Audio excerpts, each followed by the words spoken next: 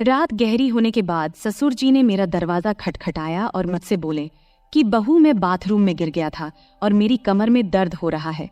अगर तुम थोड़ी मालिश कर देती तो शायद मुझे थोड़ा आराम मिल जाता। फिर मैंने अपने ससुर को अपने बिस्तर पर लिटा दिया। इसके बाद जो हुआ उसकी आप कल्पना भी नहीं कर सकते, क्योंकि इसके बाद मेरी जिंदगी पूरी तरह से बिखर गई थी। हेलो दोस्तों, आज की इस अनोखी कहानी में आप सभी का स्वागत है। शादी के 5 महीने बाद ही मेरा पति अचानक एक दुर्घटना में गुजर गया।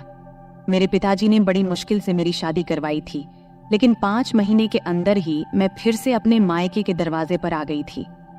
मेरे मायके में मेरी माँ नहीं थी, इसलिए मुझे बहुत डर लगता था कि अगर पिताजी कुछ कहेंगे तो मैं किसके आंचल में अपना मुंह छुपाऊंगी।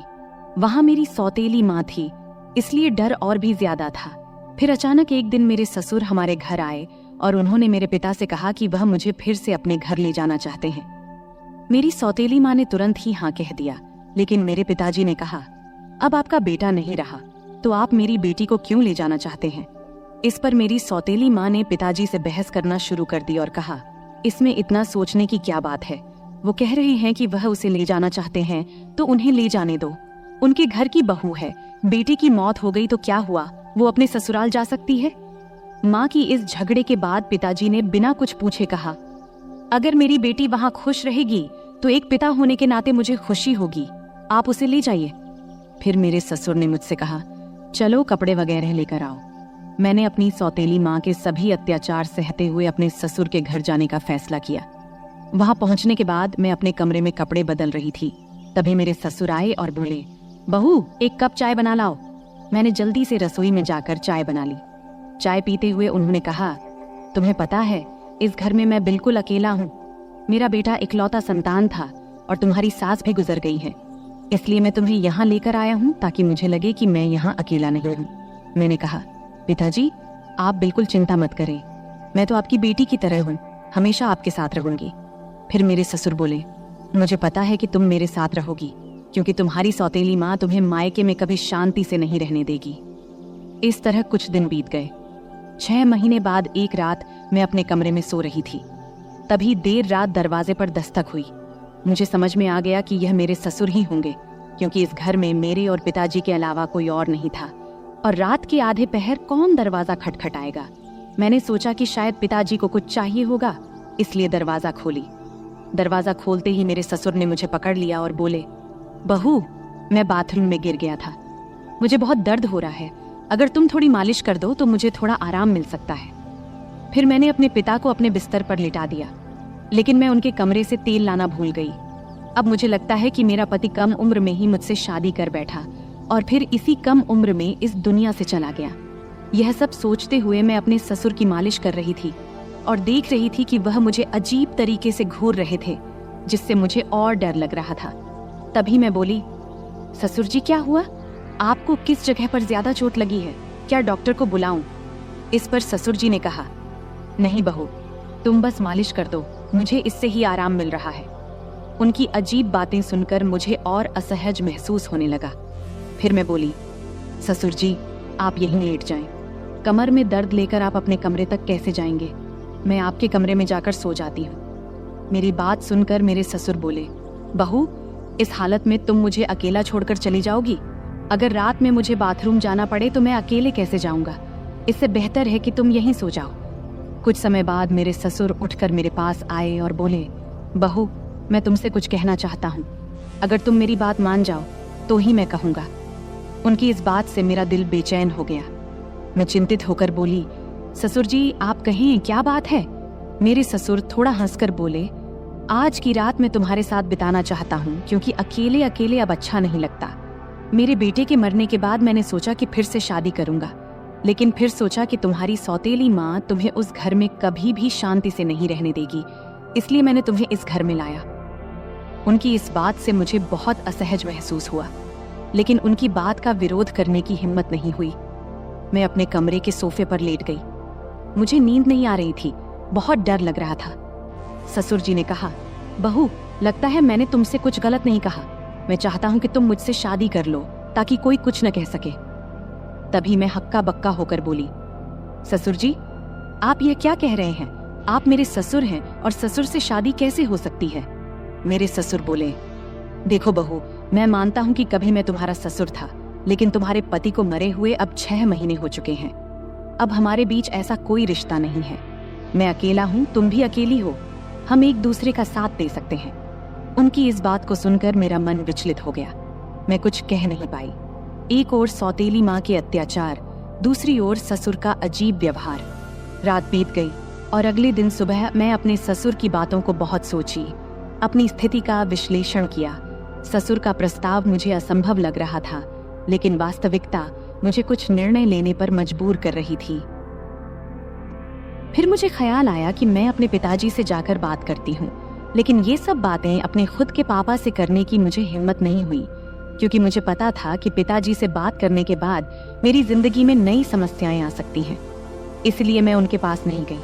ऐसे ही एक दिन शाम को मेरे ससुर को फिर से बात करने का मौका मिला। उन्होंने कहा, बहू, मैंने तुमसे कुछ गलत नहीं चाहा, बस चाहता हूं कि तुम मेरे जीवन में खुशी लाओ। मैं अकेला नहीं रह सकता, तुम्हारे साथ ही मेरी जिंदगी पूरी होती है। दोबारा ससुर जी से ये सभी बातें सुन मैं अंदर से कांपने लगी और कुछ बोल न पाई। थोड़ी देर बाद ससुर जी खुद ही बाहर चले गए। ऐसे ही मुझे ससुराल में और कुछ महीने बिताने के बाद मेरे ससुर और मेरे बीच एक अजीब सा संबंध बनता चला गया। पति की मौत के बाद मैंने सोचा था कि मैं अब इस दुनिया में बिल्कुल अकेली हो गई हूँ, लेकिन मेरे ससुर ने मेरे प्रति जो भावनाएं जाहिर की थी, उन्होंने मेरे जीवन को एक नई दिशा में मोड़ दिया। उनके शब्दों ने मुझे भीतर तक झकझोर कर रख दिया था। जब भी मैं सोने को जाती, उनके बातें मुझे परेशान करने लगती। वह कहते थे कि मेरे साथ रहने से उन्हें अपने अकेलेपन का एहसास नहीं होता और वह चाहते थे कि हम दोनों एक नई जिंदगी की शुरुआत करें। उस रात की बातचीत के बाद मैंने खुद को बहुत असमंजस में पाया। मन में कई सवाल उठ रहे थे। क्या यह सही है? क्या यह समाज के नियमों के खिलाफ नहीं जाएगा? लेकिन कहीं न कहीं मेरे दिल में यह बात भी थी कि शायद मेरे ससुर सच में अकेलेपन से जूझ रहे हैं। मैंने बहुत सोच विचार करने के बाद उनसे बात करने का फैसला किया। एक रात जब घर अड़ोस पड़ोस के सभी लोग सो चुके थे, तब मैं ससुर के कमरे का दरवाजा खटखटाई। उन्होंने दरवाजा खोला और मुझे देखकर थोड़ा हैरान हुए।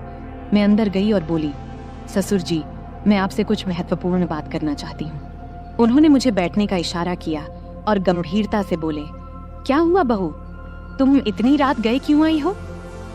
मैंने थोड़ी हिम्मत जुटाते हुए बोली, ससुर जी, मैंने आपके प्रस्ताव के बारे में बहुत सोचा है। मैं समझती हूँ कि आप अकेलेपन से जूझ रहे हैं और एक साथी की जरूरत महसूस कर रहे हैं, लेकिन इस रिश्ते के लिए एक शर्त है। हमारे बीच हमेशा सम्मान और प्यार का रिश्ता रहेगा। आप मुझे बेटी की तरह सम्मान देंगे और मैं आपको पिता की तरह आदर दूंगी।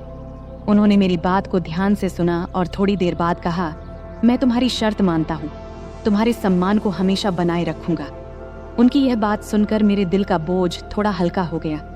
मैंने उन्हें अपनी सहमति दे दी। फिर कुछ दिनों बाद हमने एक छोटे से समारोह में शादी कर ली। यह शादी समाज की नज़र में असामान्य थी, लेकिन हमने अपनी स्थिति को स्वीकार कर लिया था। शादी के बाद के दिन मेरे लिए बेहद चुनौतीपूर्ण रहे।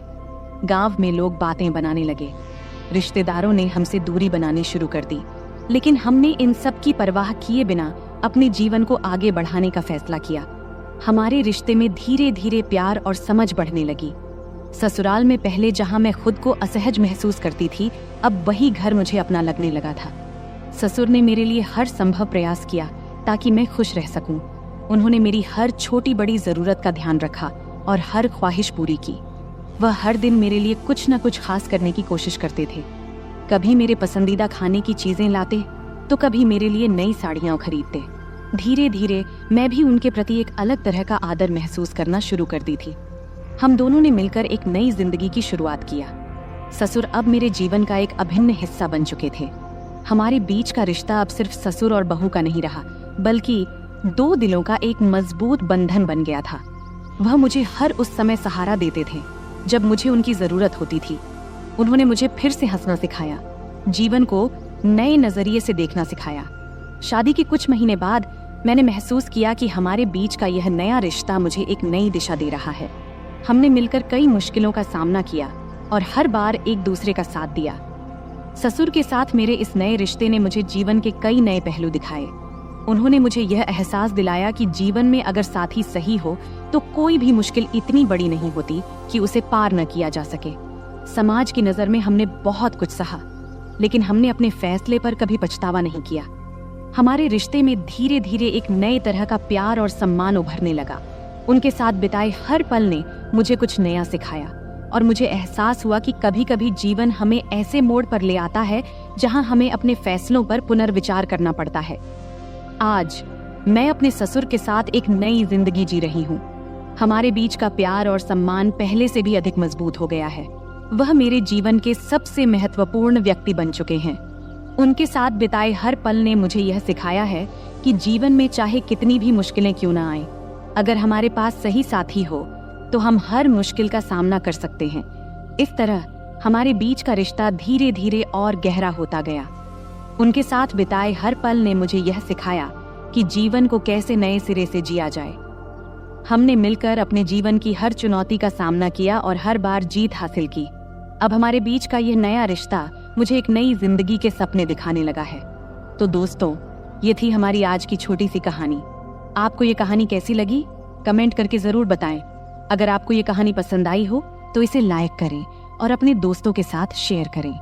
आगे भी ऐसी ही रोमांचक कहानियों के लिए हमारे चैनल को सब्सक्राइब करें और बेल आइकन दबाना न भूलें ताकि आप हमारी कोई भी कहानी मिस न करें। धन्यवाद। नमस्ते दोस्तों, आज की इस कहानी में आपका स्वागत है।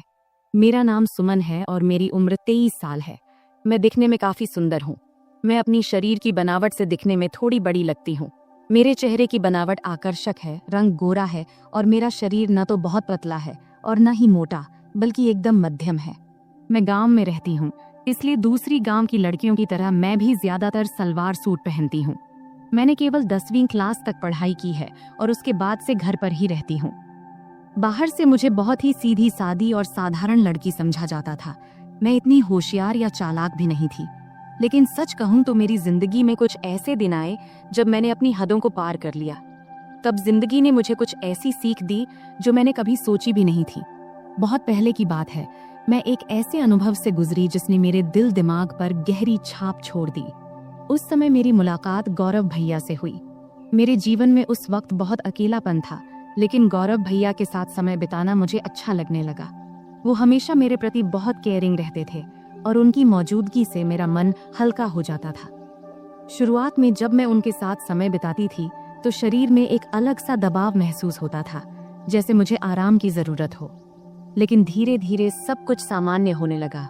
हमारे बीच ऐसा रूटीन बन गया कि जैसे ही मौका मिलता हम दोनों एक दूसरे के साथ वक्त बिताने के लिए बेताब हो जाते। हालांकि जब घर में और लोग होते तो हमें थोड़ा डर भी लगता कि कहीं कोई हमें देख न ले, लेकिन किसी को भी हम पर शक नहीं होता था क्योंकि गौरव भैया मुझे हमेशा दीदी कहकर बुलाते थे। वैसे भी मैं उम्र में उनसे 3 साल बड़ी थी। उस वक्त सर्दियों का मौसम था और सभी अपने अपने कमरों में रहते थे। रात को सब जल्दी ही अपने अपने कमरों में सोने चले जाते थे। तब मैं और गौरव भैया अलग अलग कमरों में सोते थे। एक दिन रात को जब मैं दरवाजा बंद करके सो रही थी तब एक ऐसी घटना घटी जिसने मेरी जिंदगी में एक नया अनुभव जोड़ा। घटना ये घाटी की, हमारे घर की एक सदस्य, मेरी मामी, काफी ज्यादा बीमार हो गई थी। इस वजह से मेरी माँ और मैं मामी को देखने उनके घर गए। तब हमें छोड़ने के लिए गौरव भैया गाड़ी लेकर आए थे। उन्होंने जब पहली बार मुझे देखा तो बोले, आप तो काफी बड़ी हो गई हो दीदी। तब मैं थोड़ा मुस्कुराई। उसके बाद जब गाड़ी में हम मामी के घर जा रहे थे तो उस वक्त रहते में ही शाम के 6 बज गए थे। तब हमें घर पहुंचने में देरी हो गई थी, इसलिए रास्ते में थोड़ा अंधेरा हो गया था। ठंड के दिन था तो 6 बजे ही अंधेरा हो जाता था। जब हम घर पहुंचे तो देखे कि मामा रसोई में खाना बना रहे थे और मामी बिस्तर पर लेटी हुई थी। तब मेरी माँ रसोई में गई और मामा से कहने लगी, जब इतनी परेशानी हो रही थी तो मुझे पहले ही बता देते, इतनी तकलीफ उठाने की क्या जरूरत थी। फिर माँ खाना बनाने में लग गई और मैं मामी के पास बैठ गई। मामी मुझे देखकर खुश हुई, लेकिन उनकी हालत काफी खराब लग रही थी। थोड़ी देर बाद मेरी माँ ने मामी को खाना दिया और अपने हाथों से खिलाया। उसी समय गौरव भैया ने मुझे आवाज दिया। तब मैं उनकी तरफ देखी और पूछी, क्या हुआ भैया? वो मेरी तरफ ही देख रहे थे, जैसे कुछ कहना चाहते हों। उनकी बातों ने बाद में मुझे एक नया अनुभव दिया। रात को जब खाने का वक्त हुआ तो मैं कमरे में गई। जहां गौरव भैया खाना खा रहे थे। उन्होंने मुझे देखते ही कहा, दीदी आइए साथ में खाना खाते हैं। मैंने मना करते हुए कहा, नहीं भैया आप पहले खाइए, मैं बाद में खा लूंगी। लेकिन उन्होंने जोर देकर मुझे बैठा लिया। मैं भी भूखी थी, इसलिए ज्यादा ना नुकुर नहीं की और हम दोनों ने साथ बैठकर खाना खाने लगी। तब हम दोनों ने बहुत मजे से खाना खाया, क्योंकि खाना हम साथ लेकर आए थे। खाना खत्म होने के बाद मैं अपनी माँ के कमरे में सोने के लिए जाने लगी। तभी गौरव भैया ने कहा, दीदी अगर आपको बुरा ना लगे तो आप यहीं मेरे कमरे में सो जाइए। उनकी ये बात सुनकर मैं हैरान रह गई और मैंने कहा, नहीं भैया मैं माँ के साथ सोऊंगी। लेकिन तब बार बार वे मुझसे विनती करने लगे। आखिरकार मैं मान गई, ठीक है मैं यहाँ सो जाऊंगी, लेकिन पहले मम्मी को बता देना चाहती हूँ कि मैं आपके कमरे में सोऊंगी। इस पर गौरव भैया खुद जाकर मम्मी को बताए कि मैं उनके कमरे में सो रही हूँ। इधर मैंने अपने सलवार कुर्ते बदल लिए, क्योंकि मेरे कपड़े थोड़े ज्यादा टाइट थे। जब गौरव भैया ने मुझे नए कपड़ों में देखा तो मुस्कुराते हुए बोले, दीदी आप इस ड्रेस में कमाल की लग रही हैं, आप इतनी खूबसूरत क्यों हैं? तब मैंने कुछ नहीं कहा, बस मुस्कुराकर बात बदल दी। फिर मैंने चादर ओढ़ ली और बिस्तर पर बैठ गई। गौरव भैया भी अपने सोने का इंतजाम नीचे फर्श पर करने लगे। तब मैंने कहा, भैया बिस्तर पर ही सो जाओ, यहाँ काफी जगह है। मेरे कहते ही गौरव भैया भी चादर ओढ़कर मेरे पास बैठ गए। गौरव भैया बहुत हंसमुख और मजाकिया इंसान थे। उन्होंने मजेदार बातें करके मुझे काफी देर तक हंसाया। बात करते करते कब रात के 12 बज गए पता ही नहीं चला और न जाने कब मैं सो गई। सुबह जब मेरी नींद खुली तो मैंने देखा कि गौरव भैया मेरे बालों से खेल रहे हैं। मुझे जागते देख वो मुस्कुराते हुए बोले, गुड मॉर्निंग दीदी, कैसी हो? मैं भी मुस्कुराते हुए बोली, बहुत बढ़िया भैया। फिर हम दोनों चादर के अंदर बैठकर बातें करने लगे। तभी उसी वक्त मम्मी हमारे लिए गर्मा गर्म चाय लेकर आईं। सुबह बहुत ठंडी थी, इसलिए चादर में बैठकर चाय पीना अच्छा लग रहा था। गौरव भैया बार बार मेरी तरफ देख रहे थे। मैंने मुस्कुराते हुए पूछा, क्या है भाई, ऐसे क्यों देख रहे हो? वो मजाक करते हुए बोले, आपकी आंखें बहुत बड़ी और खूबसूरत हैं। सच कहूं दीदी, आपकी आंखों में देखने से मन खुश हो जाता है। तब मैं मस्ती में बोली, सुबह जब मैं सो रही थी तब क्या कर रहे थे? तब वो हल्का सा मुस्कुराए और बोले, कुछ नहीं दीदी, आपके बाल ठीक कर रहा था। गौरव भैया दिखने में काफी सुंदर थे। उनके चेहरे पर अभी दाढ़ी मूंछ भी नहीं आई थी और चेहरा बहुत साफ था। मेरी तुलना में उनकी हाइट थोड़ी सी कम थी, लेकिन उनकी कुछ हरकतें मुझे कभी कभी हैरान कर देती थीं। सुबह का वक्त थोड़ा व्यस्त था। मम्मी घर के कामों में व्यस्त थीं और मामू काम पर जाने के लिए तैयार हो रहे थे। तब मैं भी मम्मी की मदद करने लगी। इतने में मामू खाना पैक करके काम पर निकल गए। मेरी रोज सुबह नहाने की आदत थी, इसलिए रोज की तरह मैं नहाने के लिए बाथरूम की ओर गई। मुझे नहीं पता था कि गौरव भैया भी उसी वक्त नहाते हैं। जैसे ही मैंने बाथरूम का दरवाजा खोला तो मैं शर्म से लाल हो गई और तेजी से अपने कमरे में भाग आई। गौरव भैया उस वक्त नहा रहे थे। उनके चेहरे पर साबुन लगा था, इसलिए उन्होंने मुझे देखा भी नहीं। लेकिन मैं इतनी ज्यादा शर्मिंदा हो गई कि वह दृश्य बार बार मेरे दिमाग में घूमने लगा। कमरे में बैठकर मैं अपनी ही सोच में खो गई और हल्के हल्के हंसने लगी। इतने में गौरव भैया नहाकर कमरे में आए। मुझे अकेले हंसते हुए देखकर उन्होंने मजाक में कहा, क्या बात है दीदी, आज तो बहुत खुश लग रही हो। उनकी बात सुनकर मैं थोड़ा चुप हो गई और बोली, नहीं भाई ऐसा कुछ नहीं है, बस यूं ही हंस रही थी। गौरव भैया ने मोबाइल चलाते हुए पास आकर बैठ गए और बोले, सच सच बताओ दीदी, क्या सोच रही थी जो इतनी हंसी आ रही थी? तब मैंने हंसते हुए कहा, नहीं भाई कुछ भी खास नहीं। लेकिन गौरव भैया जिद करने लगे, नहीं दीदी बताओ ना, नहीं बताओगी तो मैं गलत ही समझ लूंगा। तब मैंने कहा, प्लीज भैया इस बात को यहीं खत्म करो, इसमें सोचने लायक कुछ भी नहीं है। फिर मैं जल्दी से उठी और नहाने के लिए चली गई। नहाने के बाद मैं कमरे में वापस आई और मजाक में मैंने जानबूझकर थोड़ा सा पानी गौरव भैया की तरफ उछाल दी। ये देखकर गौरव भैया अचानक उठ खड़े हुए और मेरे बाल पकड़कर मुझे बिस्तर पर बैठा दिया। उनका ये रवैया देखकर मुझे गुस्सा आ गया। मैंने गुस्से में कहा, ये क्या कर रहे हो भैया? और गुस्से में उनका हाथ झटक दिया। इसके बाद गौरव भैया बिना कुछ कहे चुपचाप कमरे से बाहर चले गए। उनका ये व्यवहार देखकर मैं भी हैरान रह गई थी। मुझे खुद पर पछतावा होने लगा कि शायद मुझे ऐसा नहीं करना चाहिए था। फिर जल्दी से मैं अपनी बाल ठीक की और मम्मी के पास चली गई। मामी का ध्यान रख रही थीं। उन्हें दवा दे रही थीं और खाना तैयार कर रही थीं। तभी मामी ने मुझसे कहा, जाकर गौरव को बुला ला, उसे गरम गरम खाना खा लेने को बोल दे, वरना ठंडा हो जाएगा। मुझे पता था कि गौरव भैया मुझसे नाराज है। जब मैं उन्हें बुलाने गई तो देखा कि वो छत पर बैठे फोन देख रहे हैं। मैंने आवाज लगाई, भैया नीचे आओ, मम्मी बुला रही हैं, खाना खा लो। लेकिन उन्होंने कोई जवाब नहीं दिया। तब मैं और पास गई और कहा, प्लीज भैया मुझसे नाराज मत हो, मुझसे गलती हो गई, मैं माफी मांगती हूँ। तब भी वो मेरी तरफ देखा भी नहीं और फोन देखते रहे। तब मैंने उनके हाथ को पकड़कर कहा, भैया गलती सिर्फ मेरी नहीं थी, तुमने भी तो मेरे बाल खींचे थे, इसलिए मुझे गुस्सा आ गया था, अब इतना नाराज मत हो। तब मेरी आंखों में आंसू आ गए और मैंने रोते हुए कहा, भैया प्लीज इतना गुस्सा मत करो, अगर मेरी गलती है तो मुझे एक नहीं 2 चांटे मार दो, लेकिन ऐसे चुप मत रहो। मुझे रोता देख गौरव भाई का गुस्सा थोड़ा ठंडा हो गया। उन्होंने धीरे से कहा, ठीक है, रो मत, लेकिन तुम्हें मुझ पर हाथ नहीं उठाना चाहिए था। खैर छोड़ो, चलो खाना खा लेते हैं। तब मैंने कहा, पहले ये तो कहो कि तुमने मुझे माफ कर दिया है। तब वो हंसकर बोले, अरे बहुत हो गया, अब चुप हो जाओ, वरना मुझे और ज्यादा माफिया मांगनी पड़ेंगी। फिर हम दोनों नीचे गए और खाना खाने बैठे। मम्मी और मामी पहले ही खा चुकी थी। मम्मी रसोई का काम खत्म कर रही थी। खाने के बाद मैं मामी के पास बैठ गई और उनके साथ बातचीत करने लगी। मामी की तबीयत का हालचाल लेने लगी। इसी बीच मम्मी ने कहा, हम दोनों पास के घर में मिलने जा रहे हैं, तुम और गौरव यहीं रहो। मैंने गौरव से कह दिया है कि कहीं बाहर ना जाए, हम जल्दी लौट आएंगे। फिर मम्मी और मामी बाहर चली गईं और मैं मामी का कमरा साफ करने लगी। तभी गौरव भैया मस्ती करते हुए आ गए। मैंने उनसे कहा, भैया प्लीज मेरे लिए कुछ ला दो। उन्होंने मुस्कुराकर कहा, बोलो दीदी क्या चाहिए। मैंने कहा, मेरे लिए चॉकलेट ले आओ, मुझे बहुत पसंद है। गौरव भैया हंसते हुए बोले, ठीक है, तुम कमरे की सफाई करो, मैं चॉकलेट लेकर आता हूँ। गौरव भैया चॉकलेट लेने चले गए और मैं कमरे की सफाई करने लगी। जब मैंने मामी की अलमारी खोली तो वहाँ मेकअप का सामान रखा देखी। सजने संवरने का मेरा भी बहुत शौक था, तो मैंने मामी का मेकअप इस्तेमाल करना शुरू कर दिया। फिर मैंने मामी के झुमके और गहने पहन लिए और अलमारी से लाल साड़ी निकाल ली। जब गौरव भैया चॉकलेट लेकर वापस आए तब मैं पूरी तरह से सज धज कर नई दुल्हन की तरह तैयार हो चुकी थी।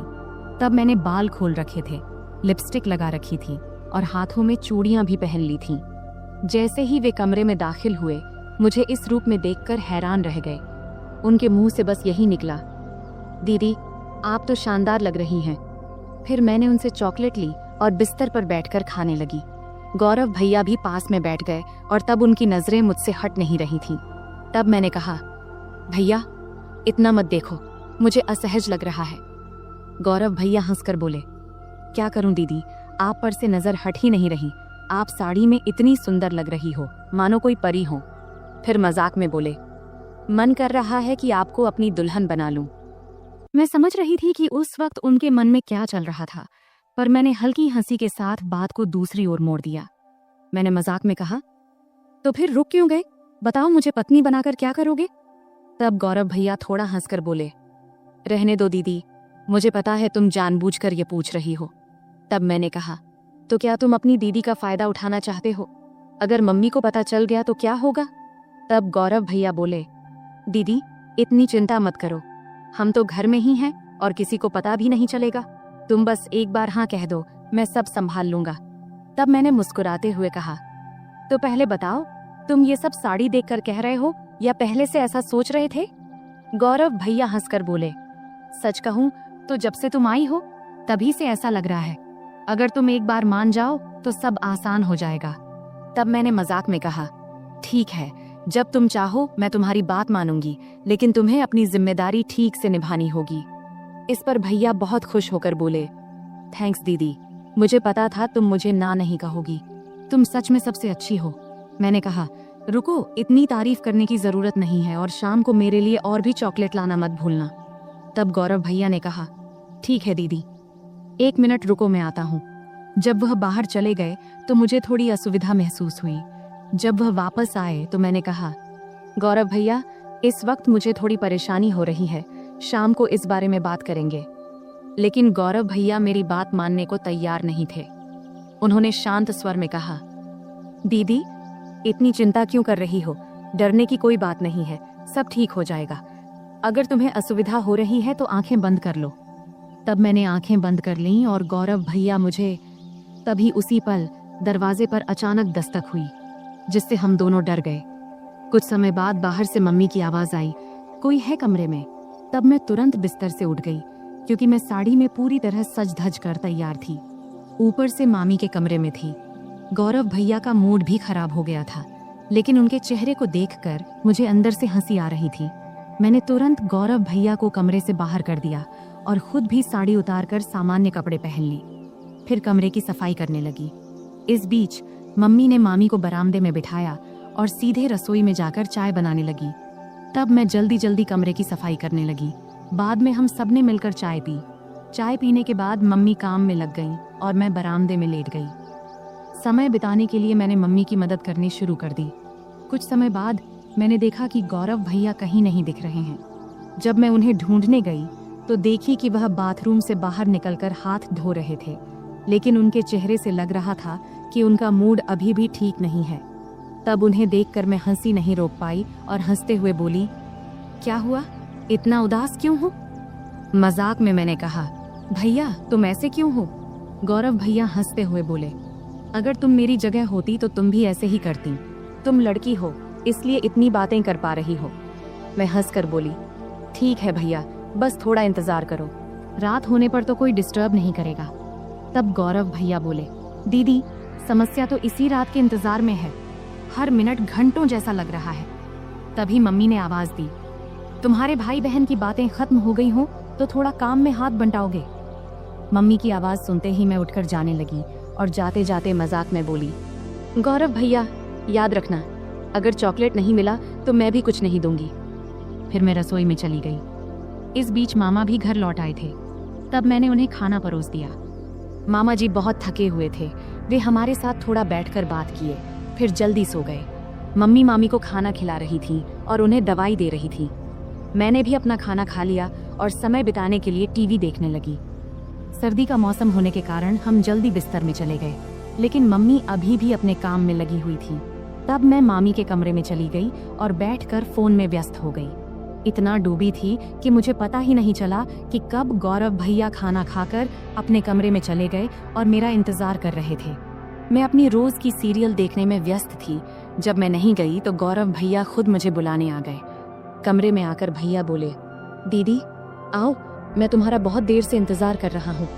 तभी मम्मी ने कहा, कोई बात नहीं, अगर तुम अकेले सोना चाहते हो तो सो जाओ, तुम्हारी दीदी मेरे साथ सो जाएगी। मम्मी की बात सुनते ही भैया जल्दी से बोले, नहीं नहीं, हम तो बस बातें कर रहे थे, वैसे भी कुछ दिनों बाद आप लोग चले जाएंगे, फिर पता नहीं कब मुलाकात होगी और दीदी के साथ खेल पाऊंगा। तब मैंने मम्मी को आश्वस्त करते हुए कही, मम्मी भैया सही कह रहे हैं। इसके बाद मम्मी ने कहा, ठीक है, जैसा तुम चाहो, और हम कमरे में चले गए। कमरे में जाते ही गौरव भाई ने जल्दी से दरवाजा बंद कर दिया। तब मैं समझ गई कि भैया अब और इंतजार नहीं कर पा रहे हैं, लेकिन तब भी मम्मी और मामी जाग रहे थे, इसलिए मैंने कहा, भैया थोड़ा धैर्य रखो, सब सो जाएं, फिर बात करेंगे। अगर किसी ने मेरी आवाज सुन ली तो मुश्किल हो जाएगी। भैया बोले, दीदी और इंतजार नहीं होता। तभी मुझे चॉकलेट की याद आई। मैंने कहा, ठीक है भैया, लेकिन पहले मेरी चॉकलेट दो। भैया ने तुरंत जेब से चॉकलेट निकालकर दे दिया। फिर मैं चॉकलेट खाने लगी और भैया परफ्यूम लगाने लगे। शुरुआत में हम मजाक में थोड़ी थोड़ी नोक झोंक करने लगे। इससे हमारे बीच मजेदार झगड़ा शुरू हो गया। हम बिस्तर पर कूदने लगे, क्योंकि हमारी उम्र अभी भी छोटे बच्चों जैसी थी। तभी मम्मी ने चिल्लाकर कहा, सुमन बहुत हो गया, अब सो जाओ, क्योंकि बिस्तर की आवाज उनके कमरे तक जा रही थी। इसके बाद गौरव भैया ने तुरंत फर्श पर बिस्तर बिछा दिया, जिससे आवाज बंद हो गई। फिर गौरव भैया ने मुझे रात के 3 बजे तक सोने नहीं दिया। सुबह जब हमारी आंख खुली तब मम्मी दरवाजा खटखटा रही थी। उसमें बिस्तर पर ही थी, लेकिन उठ नहीं पा रही थी, इसलिए गौरव भैया ने मुझे उठाकर बिस्तर पर बिठा दिया और खुद दरवाजा खोलने गए। तब मम्मी हमारे लिए चाय लेकर आईं। मुझे देखकर उन्होंने कहा, मैंने कहा था सुमन समय पर सो जाना, अब देखो तो तुम्हारी आंखें कितनी लाल हो गईं। मेरी आंखें अब सच में लाल हो गई थीं। मैंने बिना कुछ कहे चाय पीना शुरू कर दिया। यहाँ तक कि मैंने मुंह भी नहीं धोया क्योंकि पूरा शरीर दर्द से टूट रहा था। मम्मी चाय रखकर चली गईं। गौरव भैया जब कमरे में आए तो मैंने गुस्से में कहा, भैया मैंने तो कहा था थोड़े समय के लिए, लेकिन तुमने मेरी बात नहीं मानी। अब देखो मेरा शरीर कितना थक गया है, मैं ठीक से खड़ी भी नहीं हो पा रही हूँ। अगर मम्मी ने पूछ लिया तो मैं क्या कहूँगी? तब गौरव भैया ने जल्दी से जवाब दिया, दीदी चिंता मत करो, मैं मेडिकल स्टोर से दवा लेकर आता हूँ, उसे लेने के बाद तुम्हारा शरीर ठीक हो जाएगा। इसके बाद मैंने लगातार 4-5 दिन तक भैया को पास नहीं आने दिया, लेकिन इससे उनका उत्साह कम नहीं हुआ। वे हर दिन मेरे आसपास घूमते रहते थे और नियमित रूप से चॉकलेट लाते रहते थे। भैया मेरे सारे काम कर देते और मैं जो चाहती वे हंसते हंसते कर देते, इसलिए मैंने भी इसका मजा लेना शुरू कर दिया। कभी कभी उनसे पैर का दर्द कम करने के लिए मसाज करवा लेती, कभी सिर की मालिश करवा लेती, मस्ती में कभी कभी हल्के से मार देती और सारा दिन उनके फोन पर सीरियल देखती। 4-5 दिनों के बाद भैया का व्यवहार थोड़ा बदल गया, इसलिए मैंने उन्हें ज्यादा कुछ नहीं कहा। एक दिन हम दोपहर में घर में अकेले थे और बहुत मस्ती किए। उस दिन घर में कोई नहीं था। भैया ने पूरा दिन मुझे कहीं बैठने नहीं दिया और हमेशा अपने पास रखा। इस घटना के बाद मैं और भैया बहुत सामान्य हो गए। जब भी उनका मन करता वे मुझे कमरे में बुला लेते और मैं भी अब इसकी आदत डाल चुकी थी।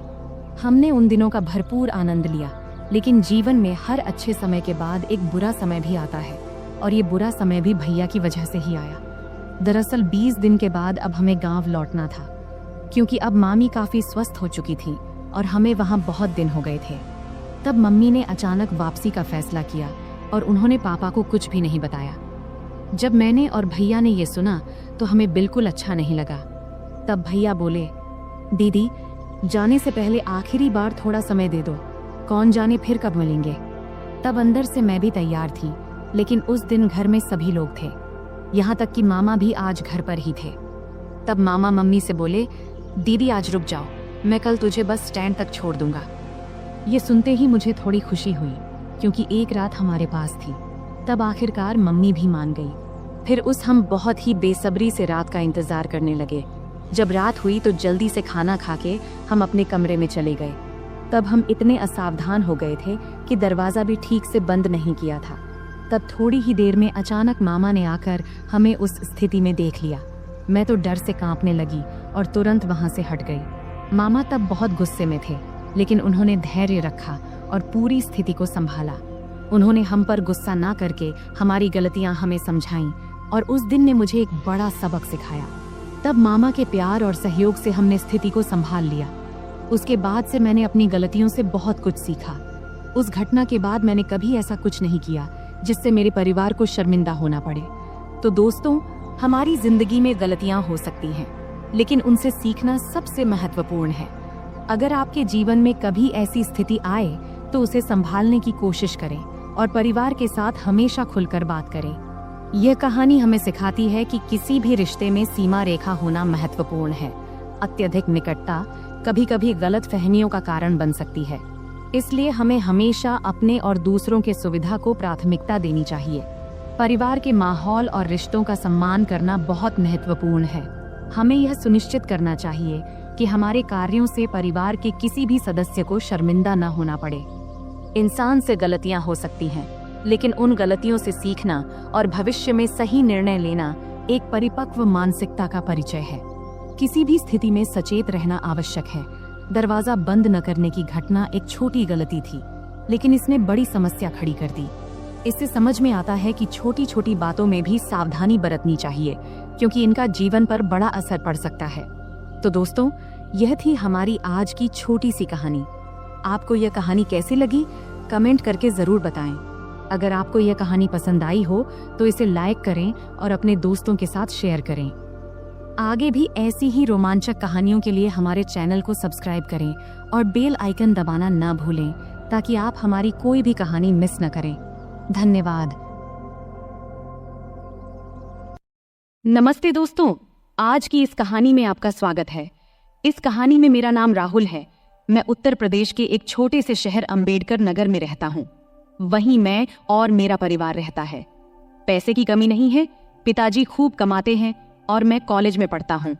आज मैं आपको मेरी अचानक घटी एक कहानी सुनाने जा रहा हूँ। यह उस समय की बात है जब मैं कॉलेज में पढ़ता था, और उस समय मैं उतना होशियार भी नहीं था। हमारे घर में मैं, मेरी मम्मी और मेरे पिताजी रहते हैं। हमारा घर काफी बड़ा है, जैसे किसी अमीर का बंगला हो। पिताजी हमेशा सुबह काम पर निकल जाते हैं और रात को देर से घर आते हैं। उस समय घर पर मैं और मम्मी ही होते थे।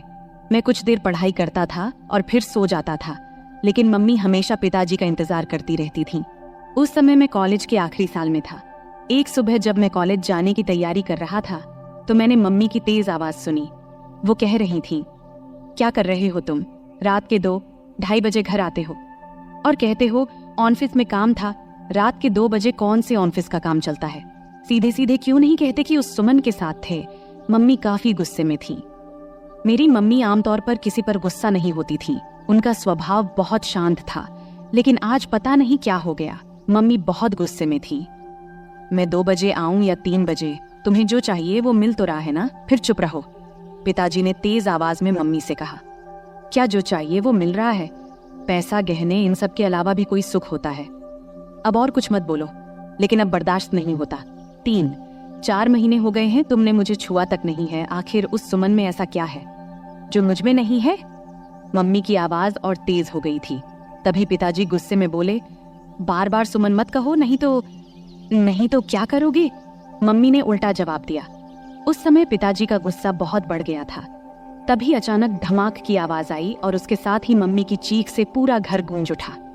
मैं तुरंत अपने कमरे से भागकर उनके बेडरूम की ओर गया। जो दृश्य मैंने देखा उसे देखकर मैं सन्न रह गया। पिताजी मम्मी को बेल्ट से मार रहे थे। मम्मी दर्द से चीख रही थी, लेकिन पिताजी रुकने का नाम नहीं ले रहे थे। मैंने बिना कुछ सोचे समझे मम्मी के ऊपर छलांग लगा दिया ताकि उन्हें बचा सकूं, लेकिन पिताजी अभी भी नहीं रुके। जैसे ही मुझे भी 2-4 फटकारें लगी, पापा रुक गए और तिलमिलाते हुए मेरी ओर गुस्से में देखने लगे और फिर घर से बाहर चले गए। फिर मैंने मम्मी की ओर देखा। मम्मी की आंखों से आंसुओं की धारा बह रही थी। मैंने मम्मी को सहारा देकर उठाया। उठते समय मम्मी कराह उठी। मैंने उन्हें बेड पर बैठाया। तब तक उनके हाथ और पीठ पर लाल निशान पड़ गए थे। ये देखकर मुझे पापा पर बहुत गुस्सा आया। कोई इंसान इतना निर्दयी कैसे हो सकता है? कोई अपनी ही पत्नी को ऐसे मारता है भला? फिर मैं जल्दी से किचन में गया, एक कटोरी में तेल और हल्दी मिलाई और मम्मी के पास ले आया। मुझे भी अपनी पीठ पर लगे 2-4 फटकारों की चोट महसूस हो रही थी। मम्मी सुशक सुशक कर रो रही थी। फिर मैंने मम्मी के हाथ और पीठ पर तेल हल्दी का मिश्रण लगाना शुरू किया, जहां उन्हें मार पड़ी थी। कुछ जगहों पर हल्का खून भी आ गया था। मिश्रण लगाने के बाद मैंने कटोरी को एक ओर रख दिया और मम्मी के पास बैठ गया। मम्मी ने मुझे देखा और तुरंत मुझे गले से लगा लिया। फिर वह मेरी गर्दन में सिर छिपाकर जोर जोर से रोने लगी। मम्मी के आंसुओं से मेरा कंधा भीग गया। मैं उनकी पीठ थपथपाकर उन्हें शांत करने की कोशिश कर रहा था। हम दोनों काफी देर तक यूं ही एक दूसरे की बाहों में रहे। तभी मम्मी के हाथ जब मेरी पीठ के निशानों को छूने लगे तो दर्द की तेज लहर उठी और मैं कराह उठा। मम्मी को जैसे ही इसका एहसास हुआ वो तुरंत मुझसे दूर हट गई। फिर मम्मी ने मेरा शर्ट ऊपर उठाया और उसी कटोरी से तेल हल्दी का मिश्रण धीरे धीरे मेरी पीठ पर लगाने लगी। लगाते समय भी वो सुशक रही थी। तू क्यों मेरे लिए बीच में आया? बेवजह तुझे मार पड़ी, मम्मी ने ऐसा कहा। फिर मैंने उनसे कहा, मम्मी, तुम्हारे लिए अगर मेरी जान भी चली जाती तो मुझे कोई दुख नहीं होता, लेकिन उन्होंने तुम्हें क्यों मारा? जब मैंने यह पूछा तब मम्मी मेरी ओर देखते हुए बोली, तुझे बताऊं या ना बताऊं ऐसा सोच रही हूँ। छोड़, पर अब तुझे ये सब जान लेना चाहिए। पिछले 2 साल से तुम्हारे पापा ऑफिस की एक लड़की के चक्कर में हैं। रात को देर से आते हैं और मेरा तो जैसे कोई अस्तित्व ही नहीं है उनके लिए। और मुझे ये बताते हुए भी शर्म आ रही है कि पिछले कई महीनों से उन्होंने मुझे छुआ तक नहीं है। कई बार तो मन करता है कि अपनी जान दे दूं, पर मेरे बाद तेरा क्या होगा, ये सोचकर मैंने ऐसा कदम नहीं उठाया। पर सच में अब इस जिंदगी से थक चुकी हूँ। अब मैंने तय कर लिया है, एक ही घर में रहूंगी, लेकिन उनसे कोई भी संबंध नहीं रखूंगी। मम्मी की ये बातें सुनकर मैं सोच में पड़ गया। इतनी खूबसूरत, सुशिक्षित और समझदार मम्मी होने के बावजूद पापा किसी दूसरी औरत के चक्कर में कैसे पड़ गए? मन ही मन मैंने पापा के इस कर्म को दोषी ठहराया। मम्मी वाकई बहुत सुंदर थी। सुंदर चेहरा, नाजुक नाक, गुलाबी होंठ, 5.5 फुट की ऊंचाई, गोरा रंग। वो एकदम किसी चित्र में बनाई गई देवी की तरह दिखती थी। फिर भी पिताजी को उनकी सुंदरता क्यों नहीं दिखती देती थी। उस दिन के बाद से मम्मी ने पापा से बात करना बंद कर दिया। वो मेरे कमरे में मेरे पास ही सोने लगी। पापा महीने में घर का सारा सामान भरवा देते थे और टीवी के पास वाली दराज में 5 से 7 हजार रुपये रख जाते थे। अब तो पापा घर पर खाना भी नहीं खाते थे, वो उस औरत के घर से ही खाकर आते थे और कभी कभी घर आते भी नहीं थे। धीरे धीरे ऐसे ही और 3 साल बीत गए। तब मैं कॉलेज की पढ़ाई पूरी कर चुका था और एक IT कंपनी में काम करने लगा था और अब मैं 24 साल का हो गया था। रोज का व्यायाम और अच्छा खान पान करने की वजह से मेरी सेहत भी अच्छी हो गई थी। अब तो पापा महीने में 2-3 बार ही घर आते थे, मुझसे भी कम ही बात करते थे। हालांकि मम्मी अब उस सदमे से उबर चुकी थी, लेकिन उनके चेहरे पर हमेशा उदासी छाई रहती थी। मैंने उन्हें कभी हंसते हुए नहीं देखा था। यह देखकर मुझे बहुत बुरा लगता था। जब मैं नौकरी पर गया तो कंपनी ने मुझे लैपटॉप दिया, इसलिए मैंने घर पर इंटरनेट कनेक्शन भी लगवा लिया। बचपन से मम्मी के साथ रहने के कारण मेरे पास ज्यादा दोस्त नहीं थे। मम्मी ही मेरी सबसे करीबी दोस्त थी। संध्या के समय जब मैं काम से घर लौटता तो फ्रेश होकर चाय पीता और फिर बेडरूम में जाकर लैपटॉप पर इंटरनेट चलाता। यह मेरा समय बिताने का जरिया बन गया था। उस वक्त की उम्र के कारण मैं इंटरनेट पर तरह तरह फिल्में देखता रहता था, लेकिन मुझे सबसे ज्यादा माँ और बेटे के बीच की फिल्में पसंद आने लगी थी। धीरे धीरे मेरी नजरें मम्मी को देखने के तरीके में भी बदलाव आने लगा था। एक दिन सोमवार का दिन था, रात के करीब 9 बजे होंगे। अचानक पापा घर आए। हमारा घर मम्मी के नाम पर था। पापा मम्मी से कहने लगे कि घर उनके नाम कर दें। तब मम्मी ने इनकार किया तो पापा उन्हें बहुत बुरा भला कहने लगे। मम्मी चुपचाप सुनती रहीं।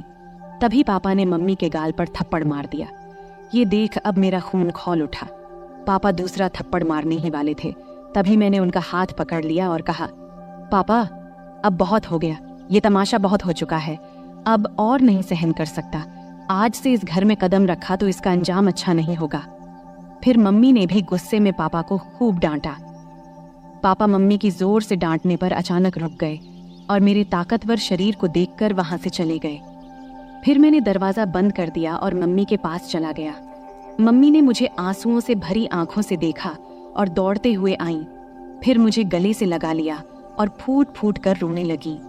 मैंने भी मम्मी की कमर को कसकर पकड़ा और उन्हें अपनी बाहों में भर लिया। मम्मी हिचकियां ले रही थी और बोल रही थी, ठीक किया बेटे, इस आदमी की यही औकात है। आज के बाद अगर ये घर में दोबारा ना आए तो अच्छा ही है। मम्मी बोली, अब इस घर में उसकी आने की हिम्मत नहीं होगी और अगर आ भी गया तो मैं उसे छोड़ूंगा नहीं। मैंने गुस्से में मम्मी से कहा। फिर मम्मी ने चिंतित होते हुए कहा, राहुल बेटा, मत उलझ इस आदमी से। अगर तुझे कुछ हो गया तो मैं किसके सहारा रहूंगी। फिर मैंने भावुक होकर बोला, तू चिंता मत कर मम्मी, उस समय मेरे पास नौकरी नहीं थी इसलिए हम मजबूर थे, लेकिन अब मेरे पास अच्छी नौकरी है। तू चिंता मत कर, मैं तुझे कुछ नहीं होने दूंगा, मैंने मम्मी को आश्वस्त देते हुए कहा। फिर एक दिन मैं दोपहर में काम से घर वापस आया। मैंने अपनी चाबी से दरवाजा खोला और अंदर आया। तभी मुझे एक अजीब आवाज सुनाई दी। मैं बेडरूम के दरवाजे के पास गया, तब दरवाजा अंदर से बंद था। मैंने दरवाजे की होल से अंदर झांका और देखा कि मम्मी अंदर किसी के साथ थीं।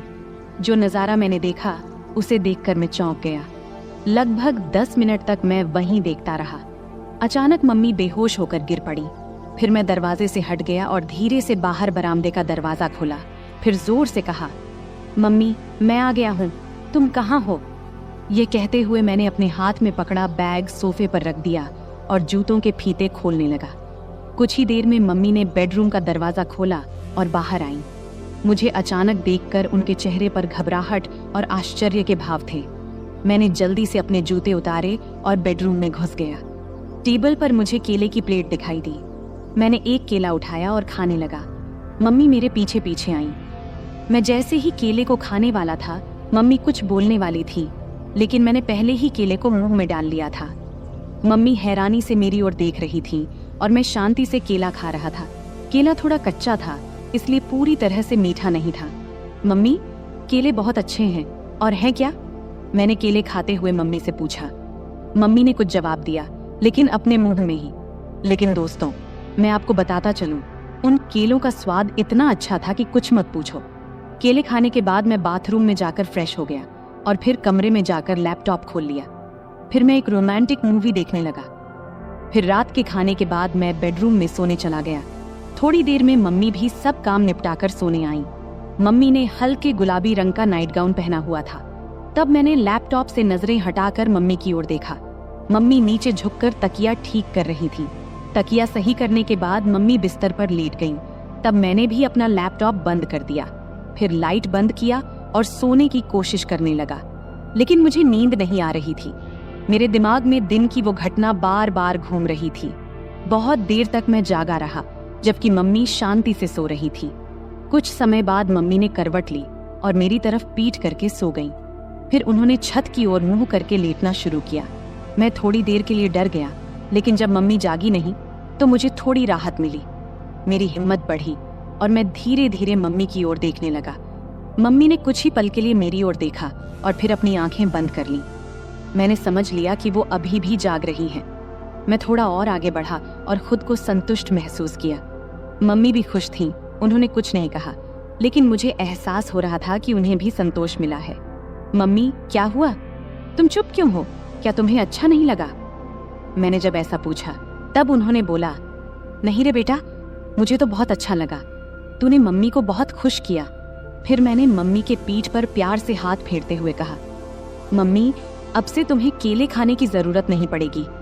मैंने मम्मी के कान में धीरे से ऐसा कहा। तब मम्मी बोल उठी, बेटा, तुझे ये कैसे पता चला?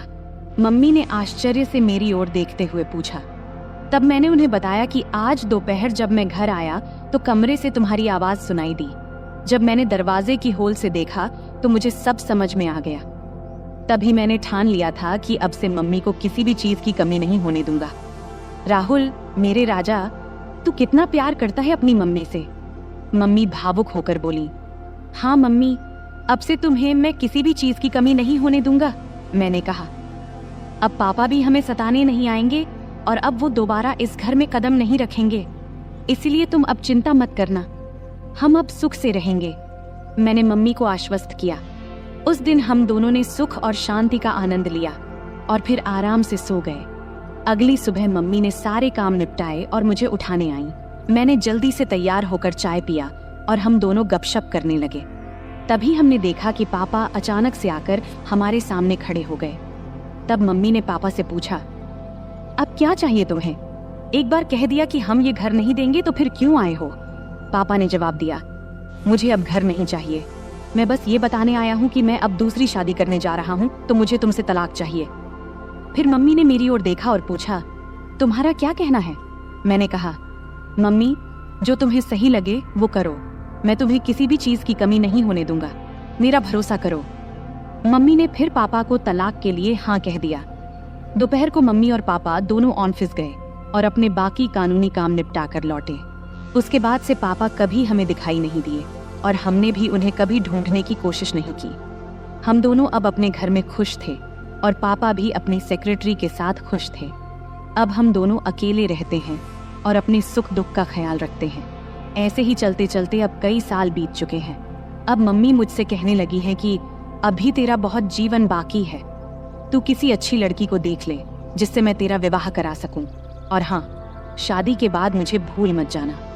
मैंने हंसते हुए कहा, तुम्हें कैसे भूल सकता हूँ मम्मी, तुम तो मेरी मम्मी हो। फिर हम दोनों हंसने लगे। अगले कुछ महीनों तक हमारा जीवन बहुत शांति और खुशी से बीत रहा था। मम्मी और मैं अब एक दूसरे का ख्याल रखते थे और एक दूसरे के साथ खुश थे। लेकिन मम्मी की बात मेरे दिमाग में अक्सर घूमती रहती थी। उन्होंने कहा था कि अब मुझे अपने जिंदगी के बारे में सोचना चाहिए और किसी अच्छी लड़की से शादी कर लेनी चाहिए। मैंने इस बारे में गंभीरता से सोचना शुरू किया और एक दिन मम्मी से खुलकर बात किया। मैंने उनसे कहा, मम्मी, आपने सही कहा था, अब वक्त आ गया है कि मैं अपने जीवन के अगले पड़ाव की ओर बढ़ूं। मुझे लगता है कि अब मुझे भी किसी के साथ अपना जीवन बिताने की जरूरत है। मम्मी ने मेरे चेहरे की ओर देखा और प्यार से मुस्कुराई। फिर उन्होंने कहा, बिल्कुल बेटा, मैं हमेशा चाहती थी कि तू अपनी जिंदगी को खुशी और प्यार से भर ले। मैं तेरे लिए बहुत खुश हूँ। इसके बाद मम्मी ने मेरे लिए लड़की देखनी शुरू की। कुछ ही दिनों में मम्मी को एक अच्छा रिश्ता मिला। लड़की का नाम स्नेहा था। स्नेहा बहुत समझदार और संस्कारी लड़की थी। जब मैंने उससे पहली बार मुलाकात किया तो मुझे ऐसा लगा जैसे मेरे जीवन का वो खालीपन भर गया हो। स्नेहा और मैं जल्द ही शादी के बंधन में बंध गए। शादी के बाद हमारा घर और भी खुशहाल हो गया। मम्मी, स्नेहा और मैं एक परिवार की तरह रहने लगे। मम्मी को अब इस बात की खुशी थी कि उन्होंने मुझे अकेलेपन से बाहर निकालकर मेरे लिए एक नया जीवन शुरू करने में मदद की थी। समय बीतता गया और हमारा जीवन पहले से भी बेहतर होता चला गया। मम्मी अब पहले से ज्यादा खुश थीं और मुझे भी इस बात की तसल्ली थी कि मैंने उनका हर सपना पूरा कर दिया था। अंत में मैंने सीखा कि जीवन में रिश्तों की अहमियत कितनी होती है। चाहे वो माँ बेटे का रिश्ता हो या पति पत्नी का, सच्चा प्यार और सम्मान ही रिश्तों को मजबूत बनाता है। और यही सीख मैंने अपने जीवन में उतारी।